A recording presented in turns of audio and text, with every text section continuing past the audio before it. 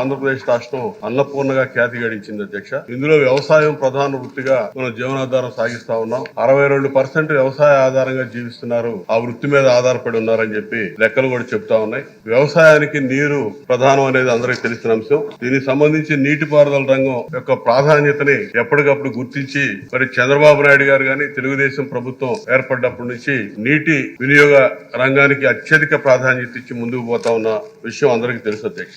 ఇందులో భాగంగానే 2014-19లో చంద్రబాబు నాయుడు గారి అధికారంలో తెలుగుదేశం ప్రభుత్వం ఉన్నప్పుడు 68,293.34 కోట్లు ఆ 5 ఏళ్లలో బడ్జెట్ లో కేటాయింపులు చేసి అనేక రకాలుగా నీటిపారుదల రంగాన్ని అభివృద్ధి చేసి నీరందించినటువంటి ఘనత ఆ రోజు చంద్రబాబు నాయుడు గారి ప్రభుత్వం అధ్యక్ష. అదేవిధంగా 2019-24కి జగన్మోహన్ రెడ్డి ప్రభుత్వం చూస్తే పూర్తిగా నీటిపారుదల రంగాన్ని నిర్వీర్యం చేసి కేవలం 32,059 కోట్లు 5 ఏళ్లలో బడ్జెట్ కేటాయింపులు చేశారు అధ్యక్ష.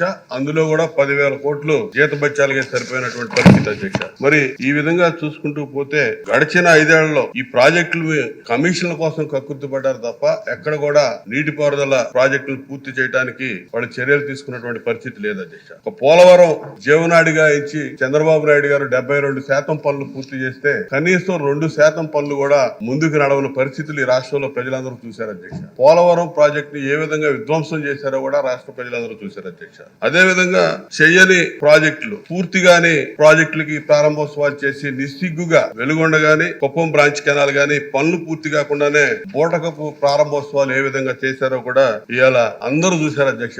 ఇటీవల బడ్జెట్ పెట్టిన తర్వాత కూడా వెలుగొండ ప్రాజెక్టు గురించి మరి ఆ పార్టీ నాయకులు మాట్లాడితే మొత్తం కూడా పాత విషయాలన్నీ బయటకు వచ్చినాయి అధ్యక్ష. వెలుగొండ ప్రాజెక్టు వాళ్ళ హయాంలోనే పూర్తయిందని చెప్పి ఏ విధంగా ప్రారంభోత్సవాలు చేశారు.